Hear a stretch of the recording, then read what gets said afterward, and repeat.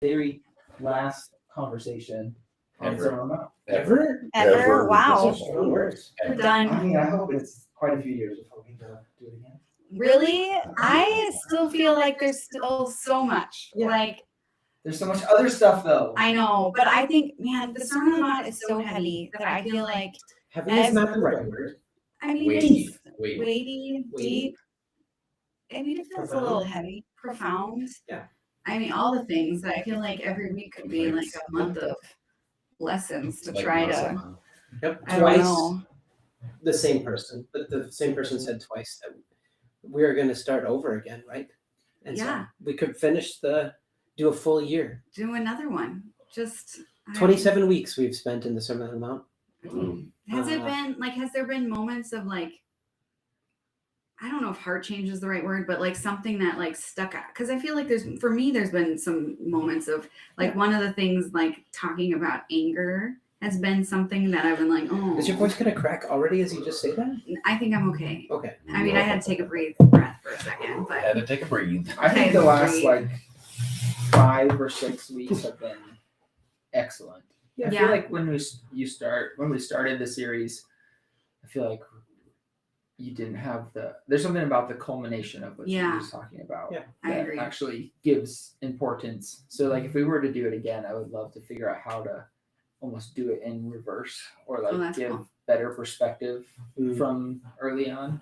Because I even think like the Beatitudes, there was a lot of like, it just felt not as weighty or Yeah. not as meaningful. I thought too, like when I was kind of looking through the Beatitudes, I think like each of the Beatitudes connects to something later. Yeah. Like you could almost break it where it's like, this is a Beatitude and here's where it breaks down more in the sermon. And then, you know, like there's a lot of connecting points that makes like the end of it feel really, Yeah, like if we did the Beatitudes again, it would Which be- maybe that's what's going to be next week. That actually could be a cool for the future.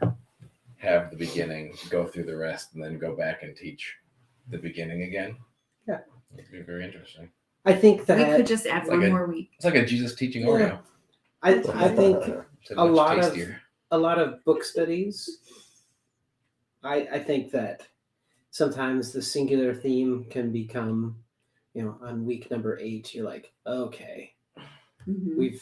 maybe we should have crunched these 17 chapters into one because it's over and over again.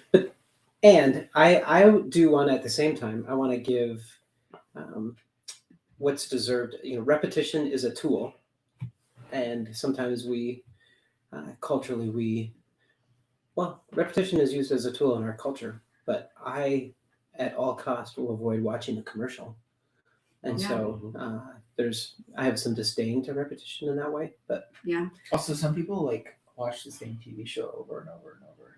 Like Seinfeld. Yeah. That seems I've seen some terrible to me. Yeah, I like I it. live with one of those. I do that. Yeah. So those people might love to do Yeah. this.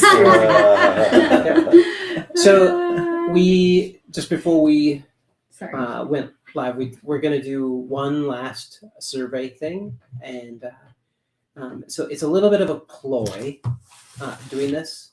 It's because I truly thought it's each of the elements of the Sermon on the Mount, and then giving a score of 0, meaning I've nailed it, figured it out. I don't have to think about it anymore. Just I am that. To a 7. Oh, I scored these the opposite. Yeah, so did I. I had to go back and Why did scratch my them. brain? That's why. think that? That's at the beginning why he said. Yeah. That's so. I think there's intentionality in that. Is that the goal of the Sermon on the Mount is not to say check, done, finished, but rather to be continually processing. But to use this as a tool throughout our conversation on Sunday to think cumulatively, like even just what we just talked about for the last few minutes, is that the Sermon on the Mount it's so much, and it's pretty remarkable to think about a 20-minute something said in 20 minutes that you go, this has a lifetime of digging into it. That's hard to do. And so, but to use this as a catalyst, as a tool to think about, what is the value of, or what is the impact of thinking I've I've mastered it, I figured it out, because that was the religious authorities. They wouldn't have necessarily said that about these things. They had other things that they had mastered. But the feelings of mastered or completed or the best at has impact on your faith and processing. I was thinking this is a great moment to talk about the directional as opposed to be a bounded set, to think about how life and faith is not, all right, I'm in. I've got a good enough score for all of these things, Mhm. and so I'm done. But rather to see life and faith as being something that, all right, so what is blessed? I need to spend the rest of my life thinking about as I step into each moment. Is this externally blessed, that culture or even my guts would say perfect? Or is this, am I truly living in the favor of the blessing of God? And so I totally thought giving each of these things a score, I've not felt anything more made up ever. Right? But Yeah, like but- what? but- I don't know. but the goal is not to just sit in this and just go, did I give myself the right score? Hopefully the goal is to go,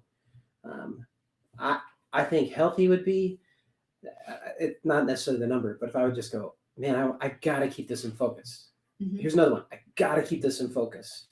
And because that's what Jesus is saying at the end of the Sermon on the Mount. Hear these words and put them into practice. He could have said, hear these words and have no fault, haven't mastered all this. Better be Mhm. perfect. Better be perfect. But rather that concept of putting it into practice is this continued focus.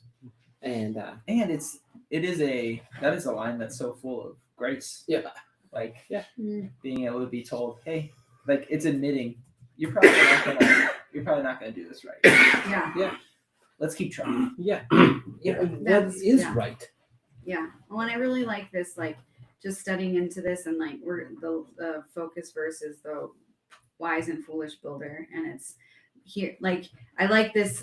It's the same storm, but there's the wise builder that's taking all these things and putting them into practice, and then there's the foolish builder that's heard them but isn't putting them into practice. And what are the outcomes of the same storm? And the one that has put him into practice has a foundation that's solid, and the other one is, it's building your house on the sand. Your house ends up in the sea. Yeah. But like the whole, I guess stepping back a little bit, but the whole idea is like this. It's thinking of this apprenticeship relationship with Jesus, where you're constantly learning and growing and walking more in this, and not just like, Do you think this was because Jesus was a carpenter's kid? maybe it was the carpenter. This was- It was the carpenter stories. He's like, Yeah. well, I know about building. I love Built that. this good But house. just like walking alongside someone, like you're not gonna know how to do it in a day, but Yeah. it's you're constantly learning Yeah. something from an I- expert. I also like when I was younger, I felt like this was taught, or I understood it to be like the house built on solid ground is those of us like having faith, Mhm. and the other one is the people not having faith. Yeah. But the reality is both everybody is having faith. It's just what your faith is in. Like Yeah. everybody's doing the thing. The house is built Yeah. either way, Yeah. and so The storm's There- coming. there's no like I'm not building it on anything. Like everybody's building their life on something. Yeah. So what is that built on that matters? I was thinking about like anger specifically when you just said that, because I was thinking, I know like in relationship when I have I mean, there's some people I've had frustration with, and Sorry. like it wasn't you, Greg. Not this time at Oh least. yeah. Not anybody. Hey. I wasn't thinking of anybody Just in go here. down the line. But like when you It works clockwise. Oh gosh. But Oh yeah, spinner. pointed today. Even that, what is happening? But like when you have this foundation of grace and the way you're treating people and kindness and all of these things, like when you do end up in a frustrating situation, you've already kind of built something that helps you work through it. Whereas if you started in anger and irritable and everything you do is terrible and I think you're just a jerk, and like Yeah. when something bad happens, like the whole relationship explodes, Yeah, I think of like an illustrator for me is that there's probably an age around, I don't know, 6 or 7, a kid. 6, 7. Sorry. Oh my word. I'm sorry, he said 6 or 7. Get out. Oh my goodness. I live with middle schoolers. Yeah, how many times I heard that during the Okay, I'm I sorry. heard Go it for ahead. the first time the other day. And so I retreat. Uh, But Actually so there's an age around 7 or 8 Thank you. that Gilbert Sullivan used it. kids, like you might have a moment when you're telling a kid or showing a kid how to do something, and then all of a sudden the kid is the expert. I don't know if you've ever had that experience, like when a kid is Mhm. explaining how the universe works Yeah. or how technology works, and they are completely wrong. But you're like, you just kind of like, okay, buddy, tell me about planets and infinity, and sure, I see you got that all figured out. But I think that is we have that potential as older people, Mhm. and I think the person who is standing in the audience in front of Jesus, in front of the crowd, in front of Jesus, in the crowd in front of Jesus, and us to go, oh yeah, Jesus, I get it. Oh yeah, perfect. That like the admiration and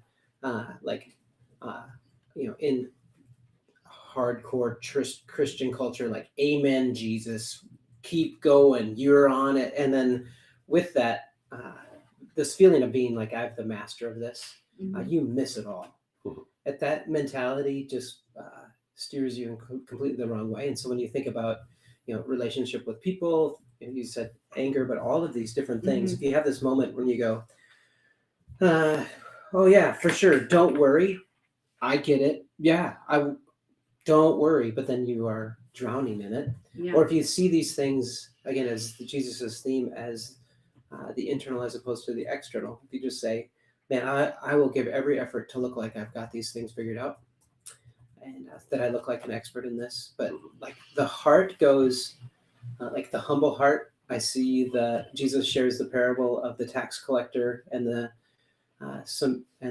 religious authority in the temple. Like the thing that, as we would go through the Beatitudes, that we would be the one in the corner beating our chest, going, "Oh God, forgive me, Yeah.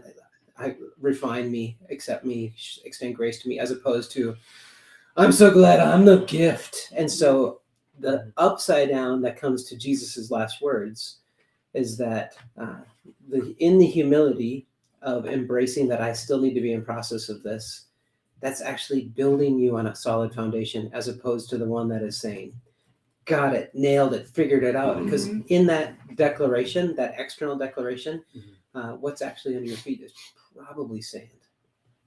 Yeah. And the idea of process too is reflected in the language, in the original, Greek and stuff. You're seeing these continuous tenses. Yeah. You're not seeing, that says Done, do this, done. check it off. It says doing this. Yeah. And so it is the process, Mhm. and it's not some, there is no I did it. It's it's like this continuous doing this. Yeah. Because he knew we couldn't accomplish it, but we'd have to continue to try and live in that process. We're gonna have a moment of flipping over this piece of paper, and it's just blank. It's white. There's nothing on it, and to have to process what is the next, and putting this into practice.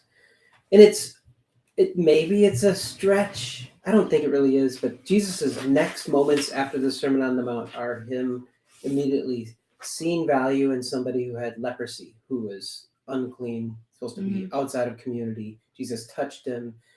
Jesus again saw him as a person even before he healed him, and so like his example of living out his Sermon on the Mount, there's so much internal happening for that external moment. And then his next moment after that is he heals a centurion's servant, and this declaration of, again, value of somebody who's an outsider, of celebrating somebody's faith who is not even part of their culture or their community, this Roman, who would be part of the Roman occupation or oppressor.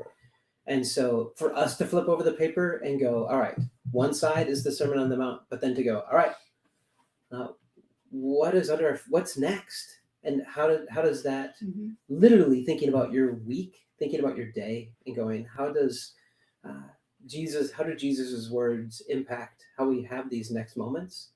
And I think there's something poignant or poetic to say, having it be a blank page, because, and then to write on it, because that's life. Mhm. You just don't know. There isn't like a bullet point of what happens next, but the calling or the hope is that you would bring these internal changes to what is next. But to dream about that, put it in perspective, and not just, again, have that mentality like, I got it, Jesus, and then nothing changes. I think I mean, we had a prayer and worship night last night, which was really good. And we talked a little bit about, or I was just thinking about like how we can be really busy and not really see what Jesus is doing in our moments and in our life. And I think that's accurate. And I also think that part of living this out is in the busy. Like, Yeah. like you have to have some foundation that says, okay, like I want to put these things into practice.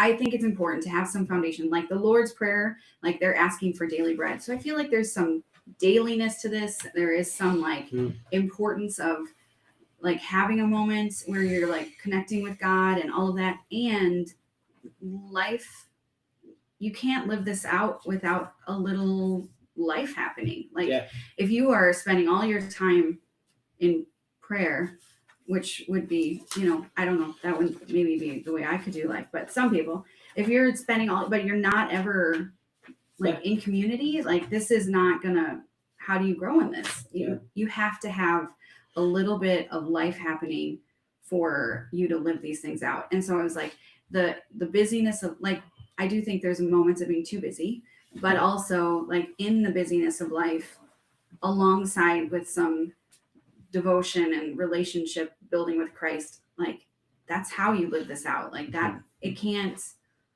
be in its own vacuum. Like it has to. I mean, use the word busy, but I'd even expand it farther to, life in the midst of the storms. Right.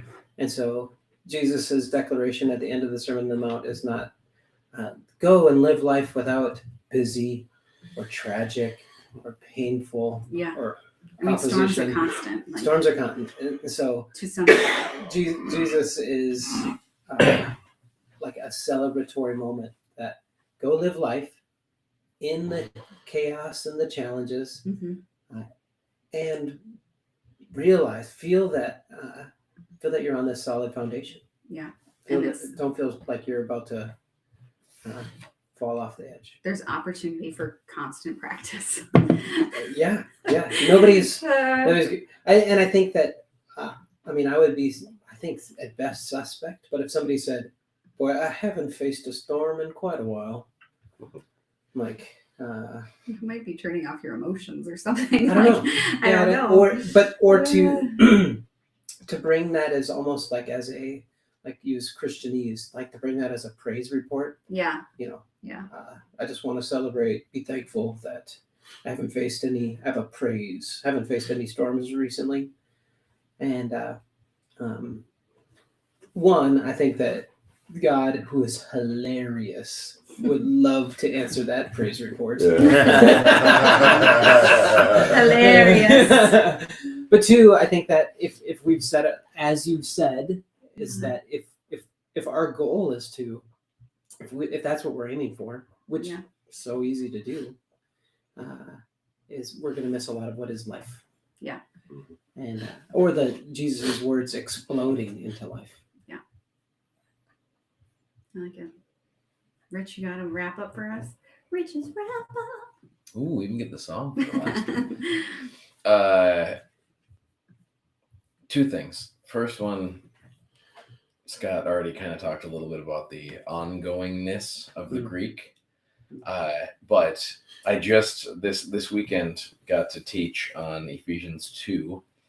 And a lot of times we sit in Ephesians 2 at the beginning, you were dead in your transgressions and now you've been made alive, like that made alive phrase, and then 8 and 9 has been great. It is by grace you've been saved through faith, like all that part. But what we don't look at is the very end of that chapter. Ephesians 2:22 says, and in him you two are being built together to become a dwelling. It didn't say, and in him you two have been built or are going to be built. It's are being. Yeah. And no matter if they read it then or we read it now, it's continuous. It's Yeah. our being built together. And then the other thing I think in these things that we get to look at and go, okay, we haven't mastered them. We probably shouldn't rank all of these as high as possible. In fact, I look at it and go, if someone ranked these as high as possible and I looked at it, then I would have to lower my judgment one a little bit. So it's just, but I think also as we see these things being cultivated in others, then that's an opportunity for us to encourage and for us to accept that. The other verse that came to mind is in Colossians 3 when it says all these things: be kind, be humble, be gentle, be patient. And there's one moment where it says, and be thankful. And I think that is towards God and towards others. Like when there's a moment where it's like, hey, you're doing a great job at this thing. I saw you loving this person really well. Instead of going, the deflection tactic. Oh yeah, they love people great. No, it's thank you. Like the gratefulness. So the ongoing idea of continue to build on this foundation, continue to figure out all these blessings and figure out how to do these things and not judge and that's Christ-like. That's walking. Yeah. It's good stuff. All right, we'll see you guys next week Bye. for a new